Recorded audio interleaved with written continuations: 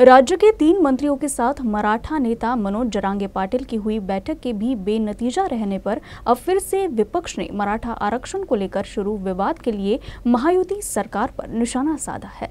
नेता प्रतिपक्ष विजय वडेट्टीवार ने कहा कि जब सरकार आरक्षण दे नहीं सकती थी, फिर आश्वासन भी नहीं देना चाहिए था। या सगळा जो वाद उभा केलाय या महायुतीच्या सरकारने केलेला वाद आहे। हा वादाची सुरुवातच त्यांनी केली। कशाला त्यांना आश्वासन द्यायला पाहिजे होता, कशाला सगळे जाऊन भेटायला पाहिजे होता। तुम्ही जर भेटलात तर मग शब्द पूर्ण करा, शब्द पूर्ण करणार नसाल तर भेटलात कशाला आणि 2-3 तारखा कशाला दिलात तुम्ही।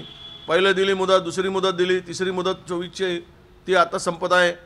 हे सगळंच करून महाराष्ट्राला आपसात भांडवण्याचं काम राज्य सरकारनेच केलेलं आहे आणि आता त्याचं प्रायश्चित्त त्यांना भोगावं लागणार आहे। मराठा समाजाची फसवणूक कोणी केली? तुम्हीच केली आणि आज आम्हाला अपेक्षा होती अधिवेशनामध्ये काही ठोस निर्णय घेतील, पण तो निर्णय झाला नाही। याचा अर्थ काय घेऊच शकत नाही आणि जर घेऊ शकत नसाल तर आश्वासन फुकटचं कशाला देता आणि लोकांना कशाला फसवताय? हा खरा प्रश्न होतो।